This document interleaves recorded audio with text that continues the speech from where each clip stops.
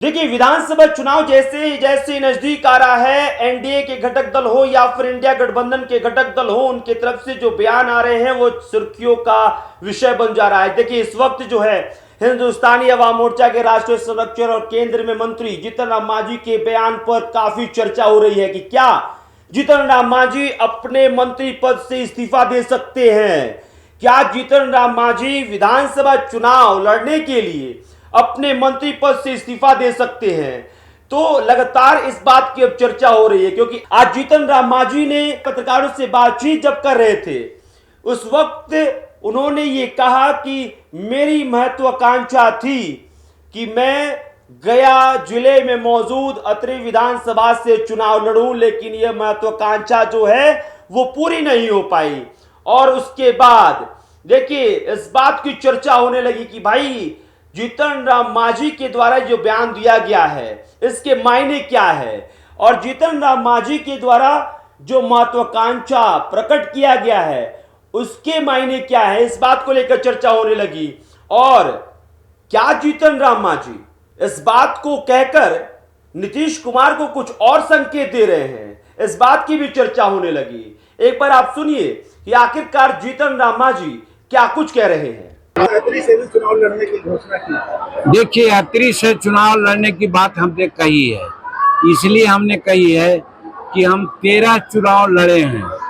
8 गो विधानसभा चुनाव लड़े, 10 गो, 8 गो जीते हैं। 3 लड़े हैं पार्लियामेंट इलेक्शन, उसमें 1 जीते हैं। तो 13 इलेक्शन हम बाहर से लड़ते रहे।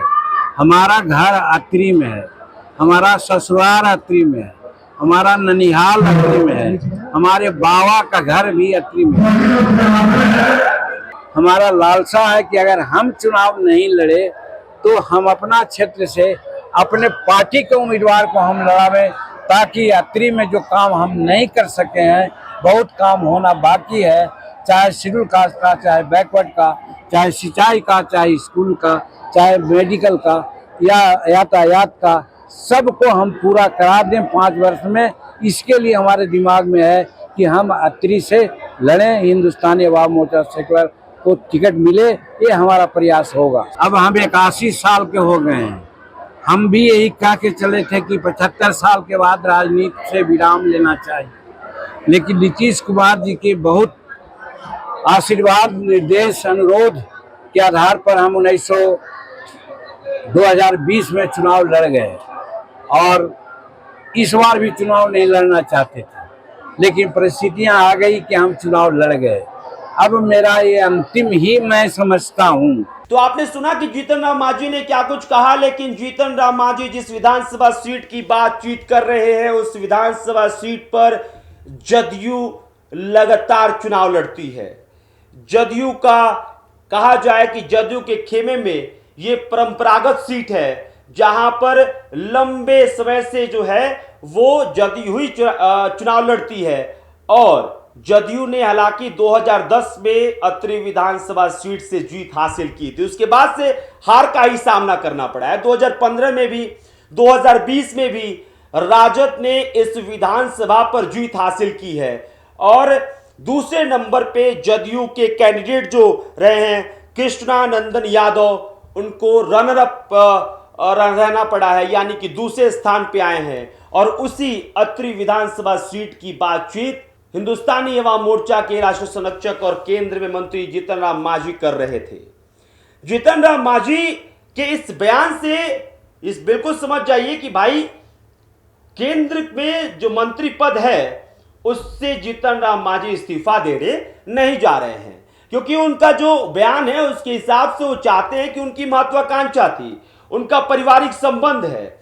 और अत्रि विधानसभा सीट में, तो अत्रि विधानसभा सीट से वो अपने पार्टी के किसी भी कैंडिडेट को लड़ाना चाहते हैं। वो चाहते हैं कि हिंदुस्तानी अवाम मोर्चा के झोली में अत्रि विधानसभा सीट डाल दिया जाए।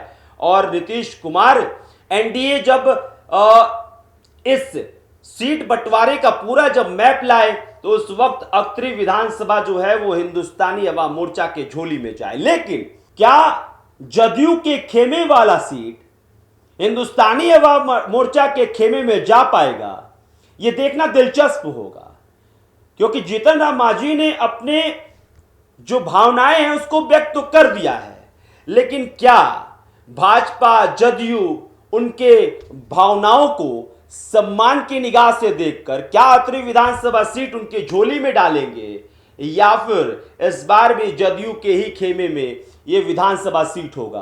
हालांकि दूसरा देखिए, जीतन राम मांझी ने एक और बात कही है जो कि उनके रिटायरमेंट को लेकर है कि जीतन राम मांझी रिटायरमेंट पहले ही ले लेना चाहते थे, संन्यास पहले ही ले लेना चाहते थे, लेकिन उनको नीतीश कुमार ने रोका। वही नीतीश कुमार जिन्होंने मौका दिया कि जीतन राम मांझी बिहार में बतौर मुख्यमंत्री रहे, और उन्हीं के कहने के अनुसार जीतन राम मांझी ने वो स्टेप लिया जिसमें रिटायरमेंट ना लेने का। लेकिन नीतीश कुमार के कहने के अनुसार उनके जो रिक्वेस्ट, उन्होंने तमाम चीजों का जिक्र किया है कि उनके निर्देशानुसार, उनके रिक्वेस्ट के अनुसार उन्होंने 2020 में भी चुनाव लड़ा, 2024 में उन्होंने लोकसभा का चुनाव लड़ा, और अब वो रिटायरमेंट ले लेंगे। इसके बाद अब चुनाव वो नहीं लड़ेंगे, कोई भी चुनाव अब जीतन राम मांझी